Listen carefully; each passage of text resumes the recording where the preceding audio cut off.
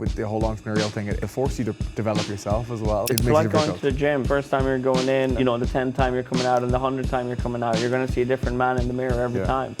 It'll make you go into the deepest parts of yourself that never knew it existed, the pain cave, and it'll make you walk out there at the end. If you can walk out of there at the end smiling and dancing. It's a terribly hard journey, and it probably never ends. If you have a mediocre product, you'll spend the rest of your life selling and marketing it. But if you've got a world-class product, it will sell and market itself for life. And it's way less work. And I think we're grafting when we found our lane that we did really good, the whole digitalization space. There's a huge cohort, and I see it more with Irish startups, that they hit this like glass ceiling. They're like, oh, if we can just get to here, or let's just be like undercut the market and like try and like get in the mix. Some of our biggest leaps that I've seen career-wise is that when we said, let's just bet on ourselves and let's have this really big, grandiose, unachievable goal, that's when some of the biggest leaps happened. And again, they didn't happen instantaneously, didn't happen straight away, they happened over time. Welcome back to episode 21 of Built From Scratch. My name is Daragh. I'm a 23-year-old entrepreneur from Galway in Ireland. My current business is Magnate. We're building the fastest and smartest messaging platform. Erik and I have SkyPark Galway, based here in Galway City. All online bookings, and then we've also got the podcast together. Absolutely. SkyPark Galway is the best car park in Galway, just in case I didn't say that in any of the other 20 episodes, because we're now in the top 1% of podcasts. Woo! Yeah. Statistically, that's right. Not viewership-wise, because I think Entrepreneur Experiment still outshines us, but we're coming for you, Gary. So my name is Erik, I'm 24 years old. I'm the CEO of Grafton Digital. We do digital transformations for enterprise companies. And then I'm also the COO of Olive for Education, where we're on a mission to put a device in every kid's hands in Ireland. So, myself and Daragh started Grafton back in 2018 together. And we remain partners in SkyPark, and we have the podcast together. So we're all about entrepreneurship, innovation, and doing things to move the world. Isn't that right, Daragh? Just love doing business. Love doing business. Yeah. Love doing this. It's because we're bored, realistically. Yeah. Darragh's very bored. I'm very bored. We just always decide to innovate and do bits. Try to. How's your week been? My week so far has been so good. It's kind of, we have bank holiday this week in Ireland, so probably when people are watching next 2 weeks, just coming out in a week or two. Yeah. So we're just after Easter. So picking it back up, had some interesting conversations on some Q4 opportunities, Q1 next year opportunities, which is Big pretty exciting. Opportunities. Absolutely. Yeah. So I'm pumped for that. We've launched we actually launched our ACES Repair Centre last week, which is amazing. So we're Ireland's first and currently only ACES Repair Centre. Which is pretty cool, I think, to have that flag under the Grafton name.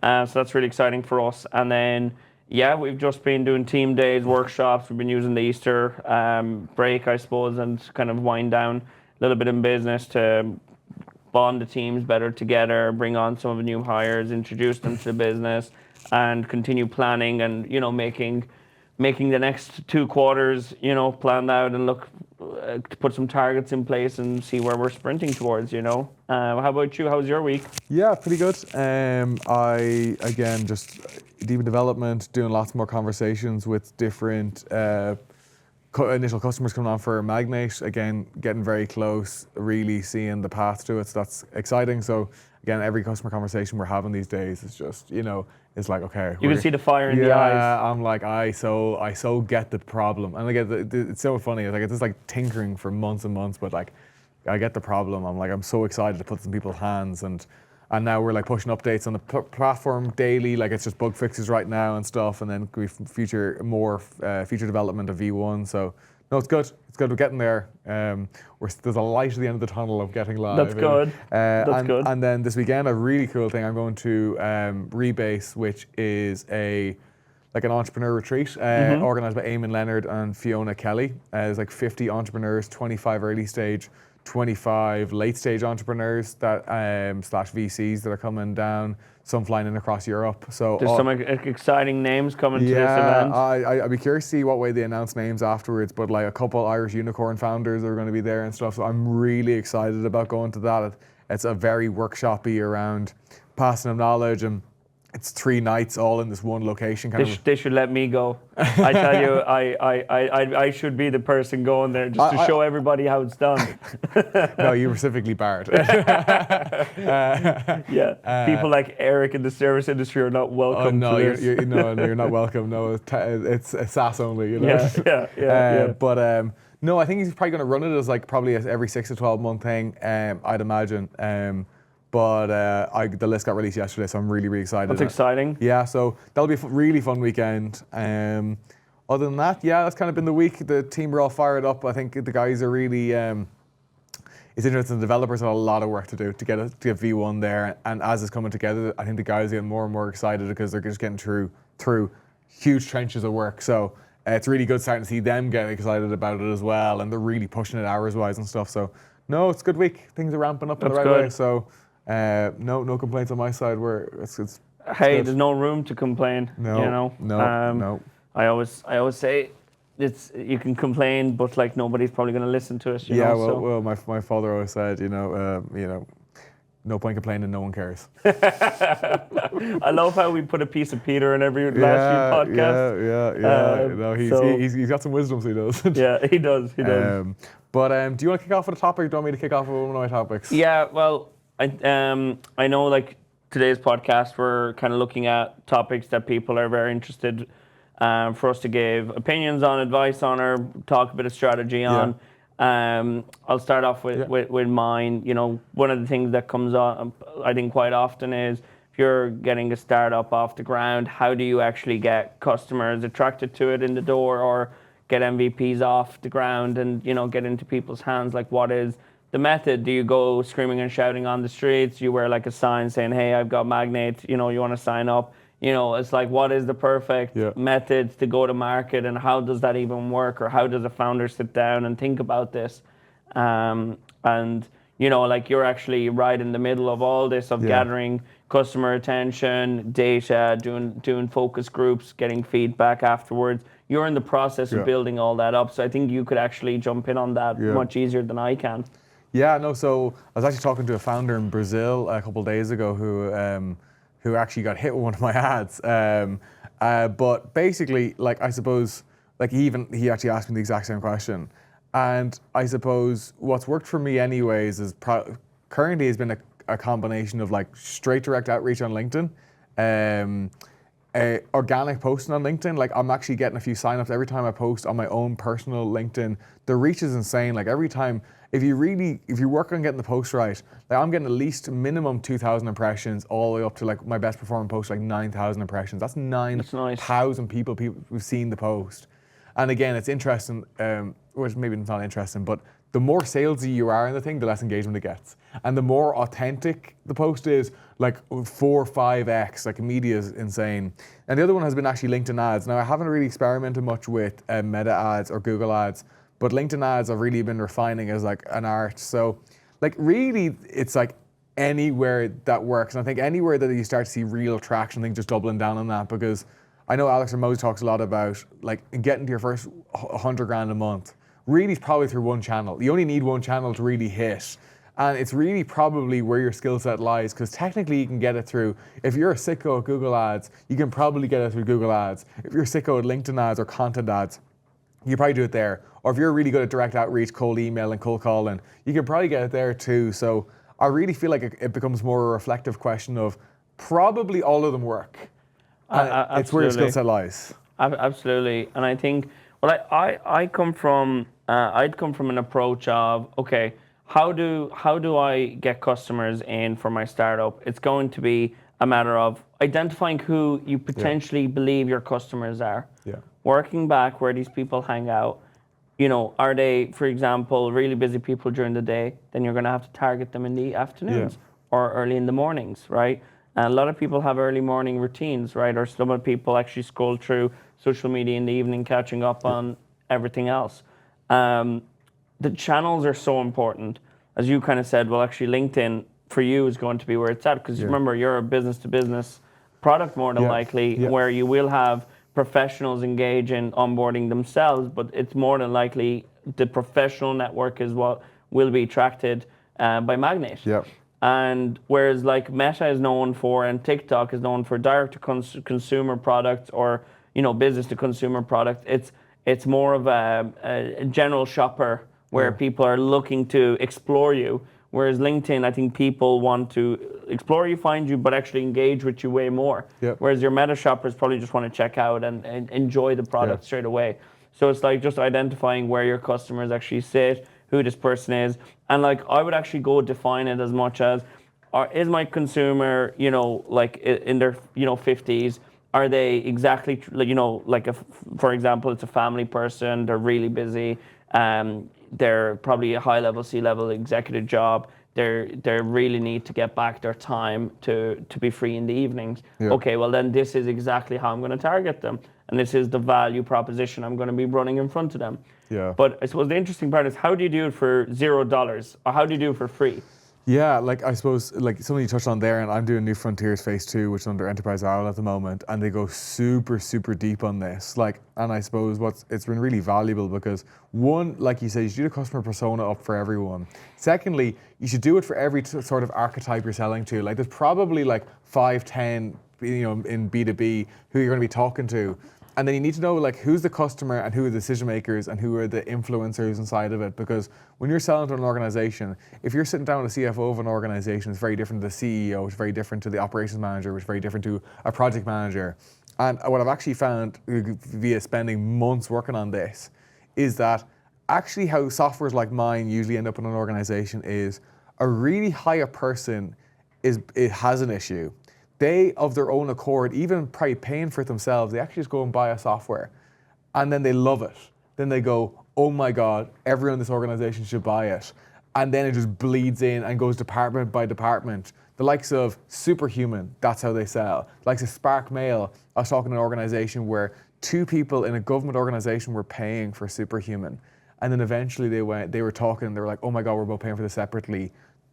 Our company should pay for this. Now everyone inside the organization pays for it. So I think it's really understanding the buy-in habits, really understanding like, is there like a specific season where people buy? Is it a tendered process? Is this going to be a B2C into B2B? Is it B2C to B play or whatever, so that would be 100%. So, but again, it's totally to your point of, it's actually really important because how you pitch this to a CFO is probably different how you're going to sell it to an operations manager. And understanding that you're one product to these 2 different people, and if you don't understand them, you don't take the time to do it, you'll miss out on so many sales. When it comes back to like, how do you make money with $0 with your SaaS startup? I think firstly is you need to understand, like, do you understand the buying habits of your customers? Do you understand the value you're adding? And also not trying to sell too hard and listening. I was saying to you earlier, I was talking to a CFO of a large company group, and you asked me how did the conversation go, and I spent, of the 30 minutes, I spent probably less than 5 minutes talking and 25 minutes listening. Listening, right. And because he had the problem, I didn't need to be pitching Magnate. Magnate's not even there yet that I can put in his hand. But by the end of it, he's like, I can't wait to try it, and I think this will be really good for our organization.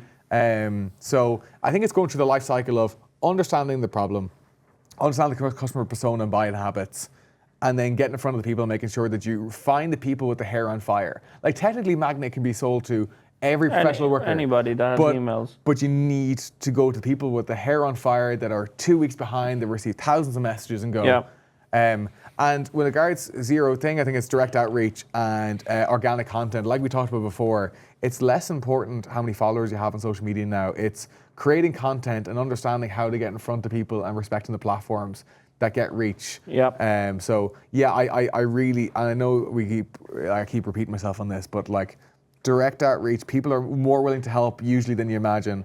And if you get good at content, or you can find someone that's good at content, which is really easy to do because there's people going viral every day, new people going viral every day, is like Ryanair's strategy. Lily, who launched Ryanair's strategy, who then she moved to Duolingo.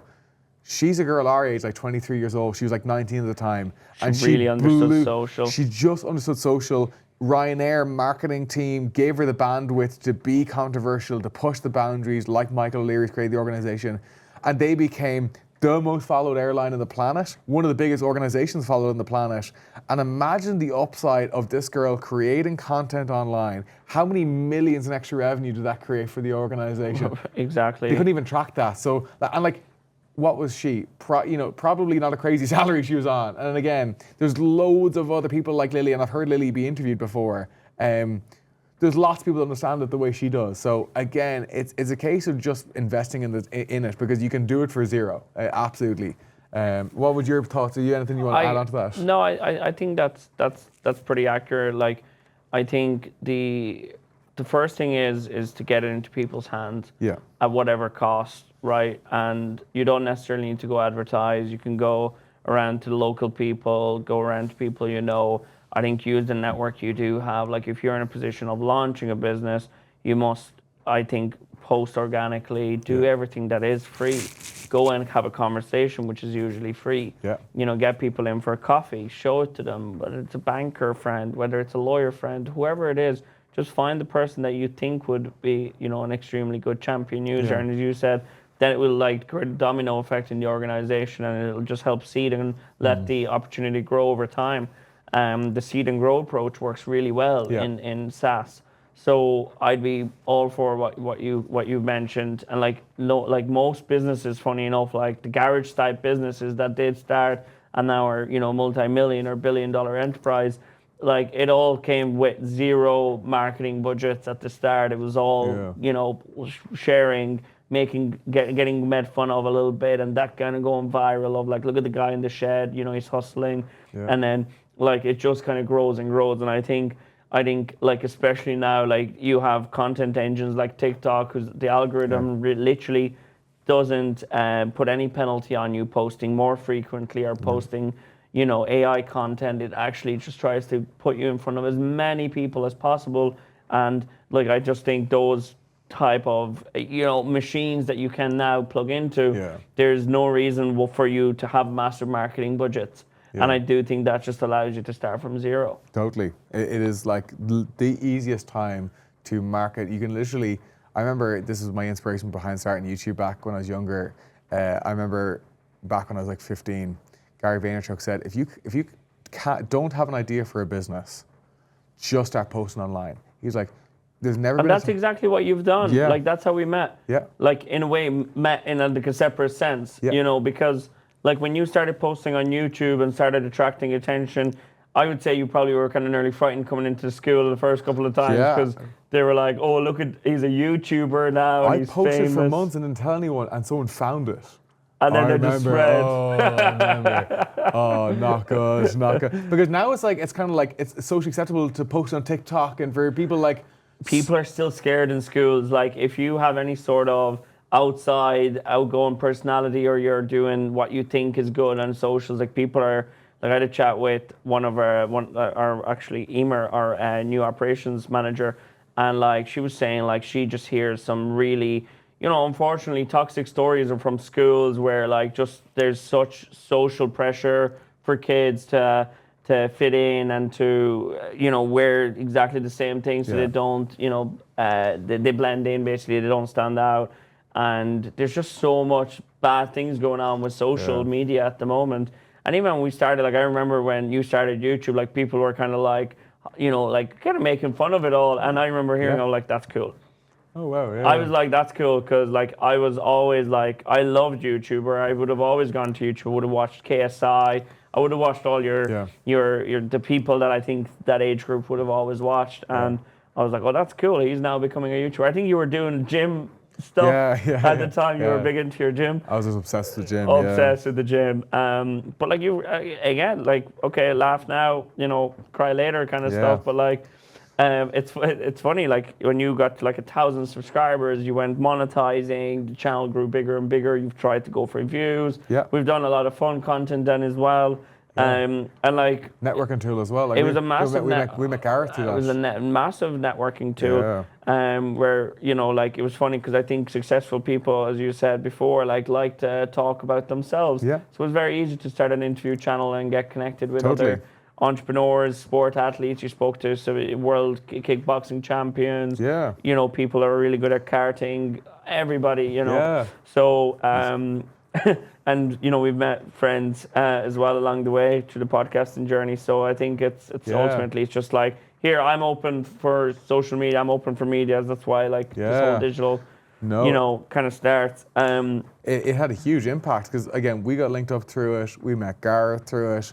Like it actually only had positive. It was all upside, and like obviously, did I get the abuse in school over it? Absolutely. But again, it was kind of a case of like, am I going to give in because I'm getting some flack in school over it? It was just the times. But I remember Gary Vee saying that, and he's like, you have access to the whole entire world in your pocket. Why the hell aren't you using it? And I remember I literally that day, I remember watching that video, whatever was in, I was so eager to start a business. I created a YouTube channel that day. The next day I posted my first video and I was like, I need to do this. I need to do this. I'd love to pull that video up and have a look at it. It's still there. It's just very unlisted. It's very unlisted, is it? It's just hidden. Far in the archives. But yeah, no, it definitely, but I think but again, business is going to apply the same lessons. Like even Darren Lee, Irish guy, I think he's based out in Bali. Like he really understands the content space, had a podcast, now has a company that consults for businesses and using content to really scale and to monetize their content and ensure that they're actually getting bang for buck. And he's killing it. Like by the looks of things online, he's doing really, really well. I think Paddy Galloway, another Irish guy, is killing it in the space. He's also like he's top YouTube consultant. Like he does work with like Red Bull, some of the NFL teams. I've heard recently. He got interviewed on the Colin Samir podcast. Like guys from Ireland and even just in general that are consulting brands and their content to try and monetize it the best way possible. And like obviously Paddy leans heavily towards YouTube. I think Darren's a little broader, but like again, like understanding content's really important. And I think the idea of throwing up, and again, I've been guilty of doing this, but just throwing up lazy graphics and hoping for any return, like it's just not going to get the return that you want. But again, it takes a ton of effort. And again, for SMEs can be difficult because yourself, like trying to invest time and effort in something that has no clear ROI when you're like, could I hire a marketing person to do content for me, or will I hire another developer? I think it's one of the biggest pains of most organizations in like the middle, like as you said, like the SME level is to invest in low ROI activity, but that's it's just not low ROI. I think it's just hard to measure. Yeah. Like I think like one of the things I wrote on my whiteboard today is like, I really want to activate social media for Grafton again. It's like, it's just one of those things that it's like you need somebody actually doing it.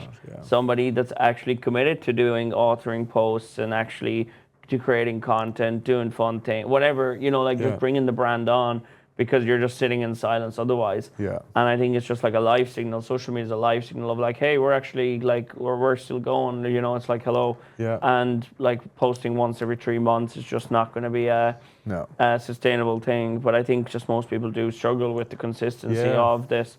And I think at just early stages, you just cannot afford to invest in anything that doesn't generate you directly dollars into your bank. Yeah. Right. And like, because you just got a massive team to feed, you got an office, you got equipment, you've got so many things to spend money on, and it's like you need to really focus on return on investment every day of the week. Yeah. And that's why I think with me, I'm really trying to batch up content and try and do it in tranches, because for Magnate it's going to be essential, because obviously Grafton's got nearly 7 years of the brand building and word of mouth and chance to actually demonstrate it and in networks, but Magnate's a brand new brand with absolutely no reputation, so it's going to be a case where socials are it's going to be heavily pushed and really nailing that. But again, what I think the strategy on my side is going to be is doing a combination of stuff internally, using some agencies for certain things, building SOPs, and then just trying to really improve our stuff and really find where we land. But again, I'm really looking forward to the experimentation of that, which sounds really nerdy, but I am very looking forward to that. But again, you do really need someone focused on it, like leaving a social with no posts. Obviously, you're just leaving money on the table. But again, trying to find someone that's willing to focus on it, that you're willing to pay for, and is good enough then to actually consistently put it out. And then for them to have targets that actually make sense and that's achievable. I know it's definitely difficult, and obviously we've talked to loads of business owners that eventually went, it doesn't work, but that's not actually true. So many businesses are like disassembling their marketing function in a way and just getting AI to automate as much as possible. Yeah. Now the results of that like is low engagement and probably low impressions, but probably consistency is there. So I don't know. I think you've got to find the balance in between it all. Yeah, I know. There's no point doing something for the sake of doing it at the end of the day. Yeah, I know. James with Coso.ai. I know he's trying to combat that, trying to have a kind of an AI generated agent that's kind of working on the social media side. So I know he's had some really good initial traction. He's really been hustling this for years. I think he's like 4 or 5 years trying to work away. Like he definitely, I think I introed you to him because we got linked up through Baseline. But again, it's definitely, he's specifically going after SME businesses that this specific pain point, he's looking to solve that, so we'll see. But he got really good initial traction, I think, to date. So see if he pulls it off. But but again, definitely very important, especially for startups when you have no brand reputation, no brand equity. And it's this interesting balance because I love the phrase I got told before. It's like, if you have a mediocre product, you'll spend the rest of your life selling and marketing it. But if you've got a world-class product, it will sell and market itself for life.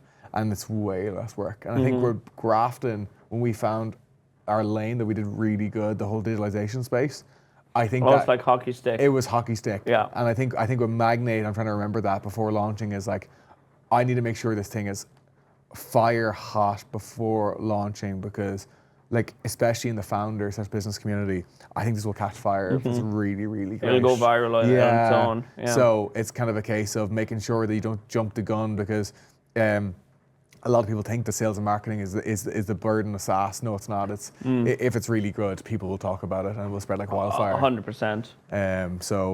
It's that kind of balance. But yeah, again, so it's like a case of like, are you just trying to sell and market something that's not good? Yeah.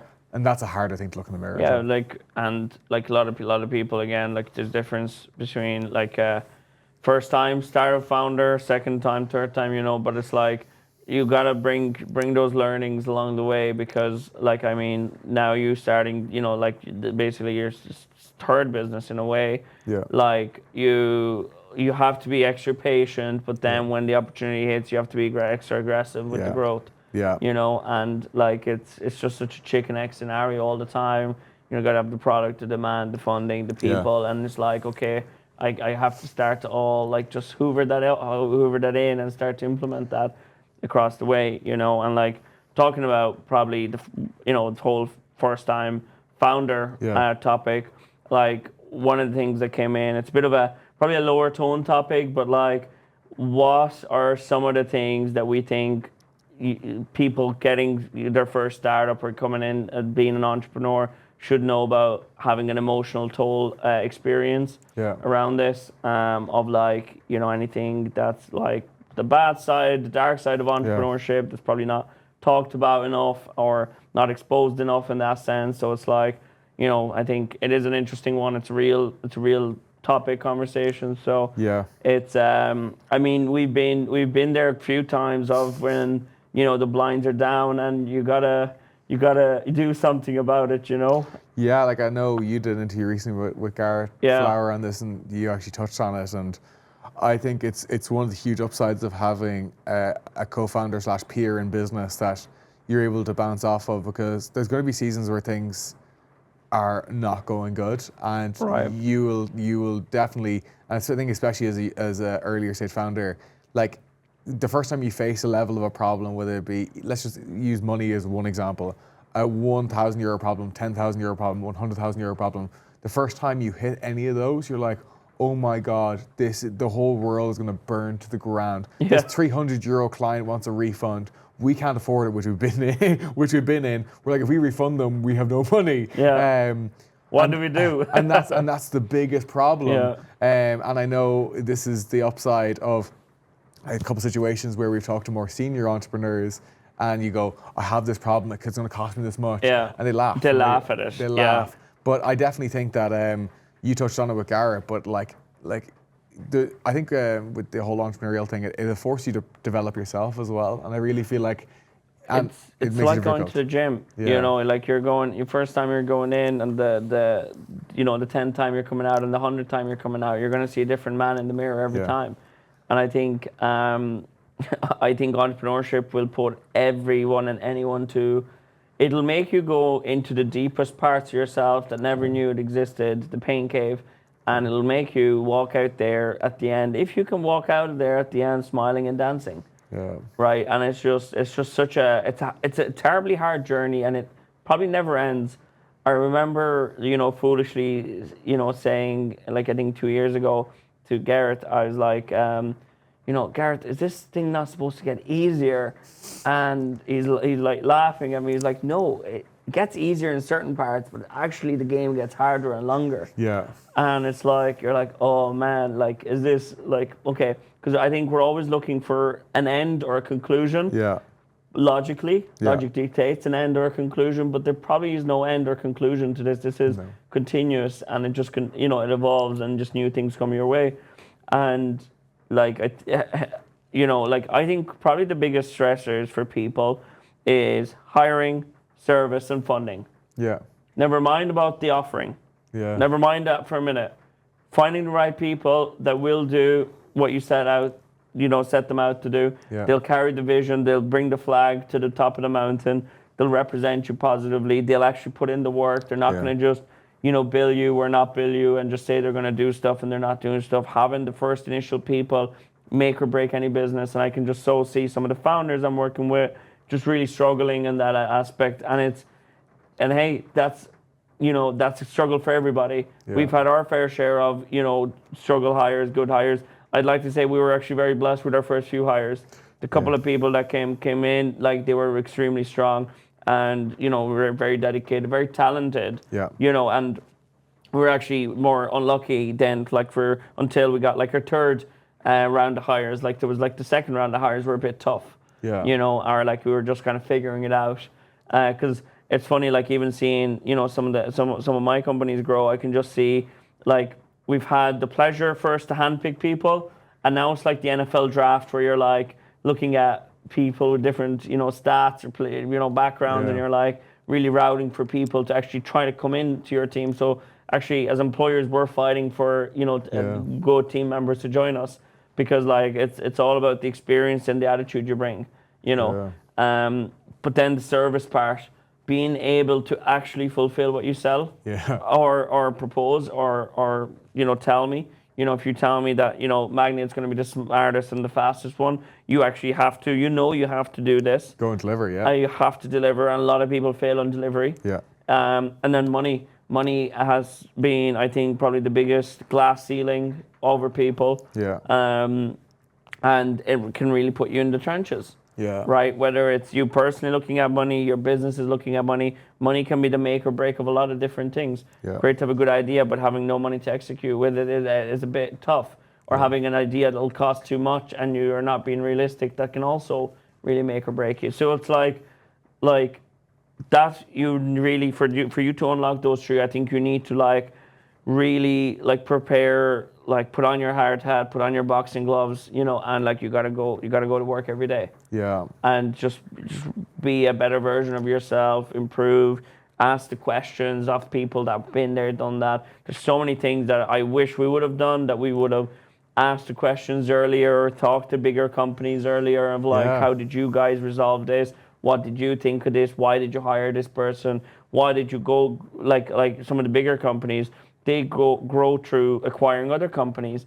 Is that a gig itself? Yeah. Is that where actual companies just really grow really well? Yeah. Right. And it's just how do you figure that out? How do you come to that?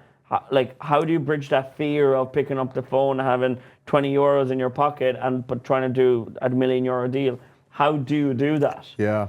And I just reflect back again. I think delusional is a scale of entrepreneurship. Yeah. And you have to be so you have to sell yourself to yourself before anyone else. Yeah. And once you do that, that's called confidence. But once you do that, then I think you can go and sell it to anybody or bring it to anybody and grow it that way. Yeah, I think it's interesting because I spent a lot of time around brand new startups with brand new founders, first time people leaving their jobs, and the mindset I see them struggle with is they're like, I have to have this 10-year vision of this amazing thing I want to build, But now my biggest issue is that I've got no money in my bank account, and also I have no marketing. I don't know how to market. I have all the sales, and I have to do operation. I have to do my finances, and it's this overwhelming like amount of stuff. And they go, like I remember one guy asked, he said, "Should I just outsource everything I don't know how to do?" And I'm like, no, you have to learn everything, and you have to do it all at once.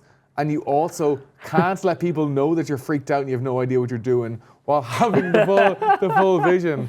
And that's right. And it's so funny because like that's so many years ago for us, and that's so funny to say it in our early 20s, but like that's so many years ago because all we talk about when we speak. We were business. CFOs, HR managers, CMOs, CEOs, CCOs. We went through the C levels. Yeah. Between me and you, you know. And then we're every junior level executive of all those accounts. Junior level executives, we were designers, we were developers, we were social media experts, we were paid PPC specialists at one time. So it's like you got to wear the hat, put it on, you know, make enough traction and money that you can now invest in the next person. Okay, and like here's the hard truth. I don't think you get paid during these times. No. Like founders like out there with no funding and you're self-funding or you are bootstrapping.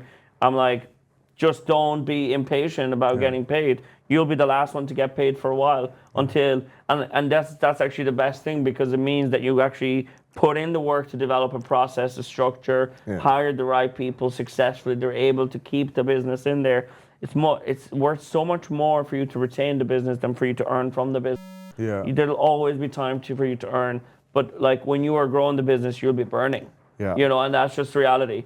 And just I just kind of see like, and like I know we've been there in terms of want, but we've never actually done it. We were always the last people to get paid. Always. But we always would have loved to have probably inside the truthfully of like, I'm speaking for myself anyways, would have loved to have gotten a bit more money at the start. Of course. But it just actually made us like run that marathon in the desert longer. Yeah. You know? We also doubled down. Like we were trying to build a company, not become well-paid freelancers. Like that is a decision you have to make. I just see so many people get stuck in exactly that. Yeah. And that's you're self-employed, fine. But like that well-paid freelancer gig, I think can be a real killer. Yeah. You know, what if you're sick? What if, things are not working out market-wise?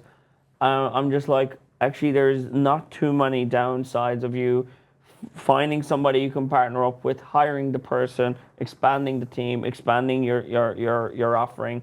What is the downside of it all? It's people's fear of losing their day-to-day income. Yeah. It's people's fear of that bank account balance going down in the business. Yeah. Like people think that I know myself, like going through the last 7 years, like I'm like the only reason we were able to grow much quicker in the last 2 years than anybody else because we've had the team, we've had people, we've had traction. Yeah. You know, if it was still myself and another person, we wouldn't have been able to do this. No.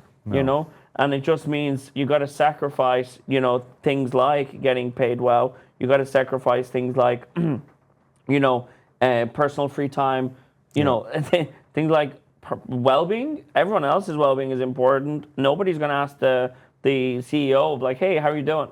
Yeah. It's not a common thing, but like you have to make sure everyone else is doing it. It's like a massive family. Yeah. You're going to work, you're coming home and making sure everything is good. And that's just probably the cold harsh reality. And that's fine because again, like the beauty in our job is we should actually seek, I suppose, enjoyment in creation, rather than being put inside the creation. We should be trying to create and then move on and create another, opportunity here. We're trying to find other opportunities and build it and put a name to it and put a system and brand in place, and it's like, I think that's probably where our skill set comes in as entrepreneurs. Yeah, and I heard this thing, and I think I said this to you the last day, and it really stuck with me.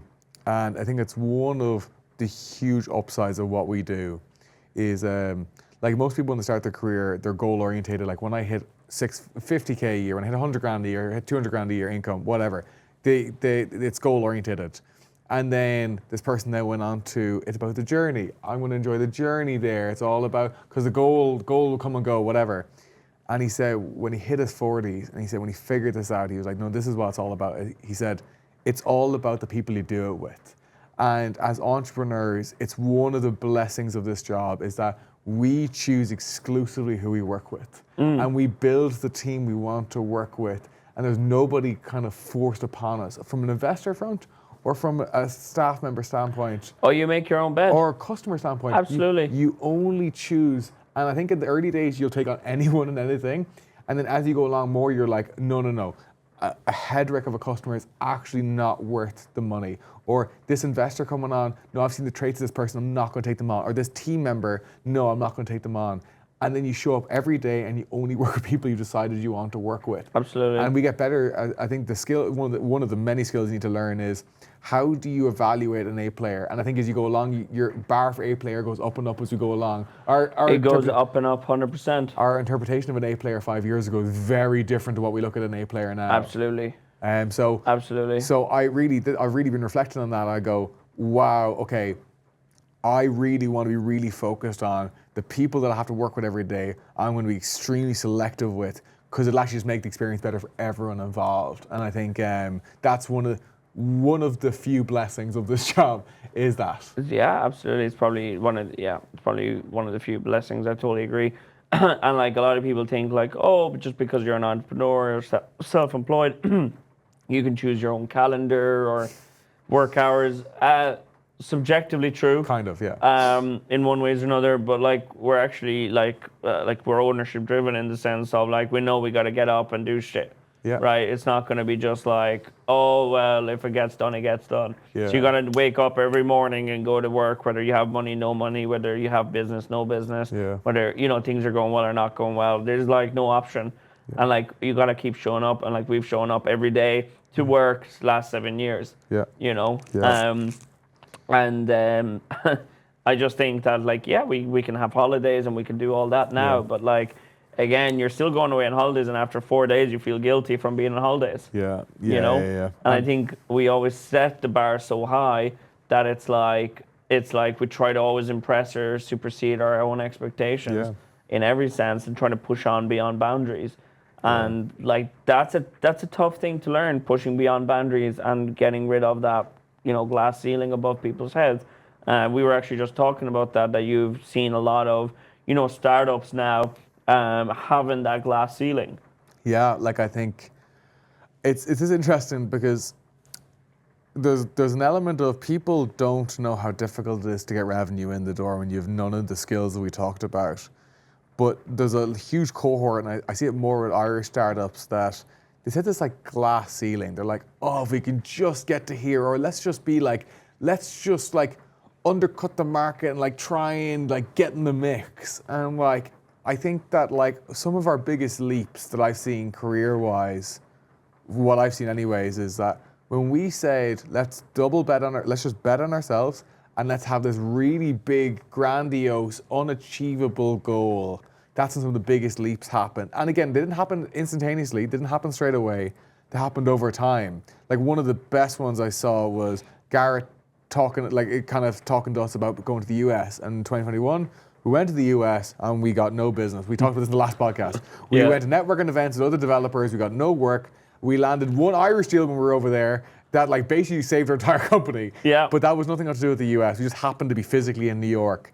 I still remember that phone call. But even how much of a fluke that was to get that phone call. I remember the opportunity came in, I went on the phone, and I was just like pressing the close button in my head in my vocab every minute. I was sitting watching you on that phone being like, if we want to pay wages, we need to land this. We need to land this. And then we closed it, we're like, yes! I think, and for context, it was $7,500. It was like 7,500. It was just like a week's wages for the team. And it was like, yeah, we have another week. Yeah, and it's like oh. I remember the relief. I think I hugged you. I was like, it's like it's so many moments like that. But like I find with a lot of Irish entrepreneurs that there's this like limit of what you can do. Like for context, and I love listening to the hyper examples. I don't know if you've heard of Cursor AI. Yes, I did. Yeah. So Cursor AI is a development tool. It's for engineers, software development engineers, an AI assistant basically for them. They did, within the first 18 months, $100 million in revenue. Revenue. Like Did they actually? Money in the door. Yeah.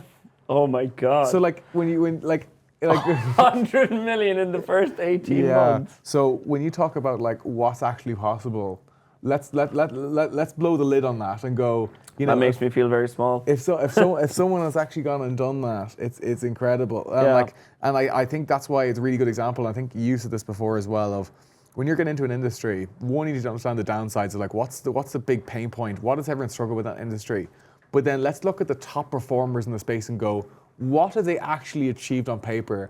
Because if they've done it, then it is also probably possible for you to do it also. Like I looked at my industry and I've seen a lot of them have like 3 to 5% of market share within 3 years. So they actually are able to claim pretty fast. And like you're talking about a multi-billion-dollar market they're able to claim within 3 years. So I look at it and I go, okay, well, why can't I get to 5% of the market within 3 years? Or if not go more aggressive, because I actually think our offering is really great and I really want to be a cutting edge company. So I think one thing startups do is they just put out this weird glass ceiling where they go, that could never be me, or I couldn't do that, but why not? You know? And I think it's probably like a bit of human nature in it, but also like I think, you know, if we want to point out the Irish people are very good, I think, at just, how do I say this? I think they're just very good at being humble. Yeah. And being down to the ground, down to earth. Like Irish people are very down to earth. They're very welcoming, very hardworking. But I think that kind of comes across then in dreaming. And like to be an entrepreneur, you got to dream. Yeah. And like I know for years, like I came from, you know, Budapest, Hungary. You know, I grew up in the 14th district there. Like we lived in like a very small apartment on top of 20, 30 apartments. Like you know, I was very blessed because, you know, like dad would have always worked abroad and like we would have always had a okay living. But like both my parents, like one of my parents had to work abroad for us to have a living there. Mom would have always worked 50 hours. And it's like when I came to Ireland and just seeing people with like new cars, you know, people have cars, like brand new cars here, you know, every other year. Yeah. In Hungary, we're still driving cars like 2005, 2000s, like everywhere on the streets. It's such a different environment. And then you come over here and you're like, how do you dream? How does one kid just kind of go and actually expand its mind or its thoughts beyond what's possible? And the word possible, again, is subjective to possible by experience or perception or, you know. Or surroundings. Like or surroundings. Yeah, and like the more we surrounded ourselves with people to open up that, I remember every year when Garrett came on, when we were doing projections, doesn't matter what we put up, he doubled it. Literally doubled it. And we were so obsessed with it, like, oh my God, like this is impossible. That's not possible. The guy is insane.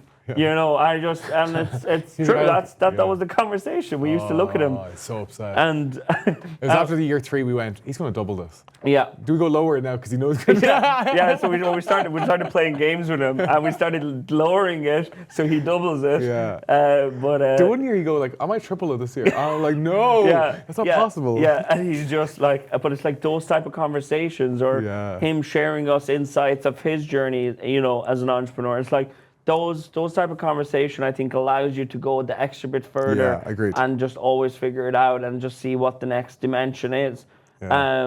Because by God, if you told 10 years old Erik where 24 years old Erik is going to be, I think it just would have been a story in a book. Totally agree. Because it's like, it's not meant to be possible. Yeah. You know, but like just to explore that and to find that again, I think that mentorship is so important. Having people to bounce things off, having people to move you on, that co-founder, that friend, that business partner.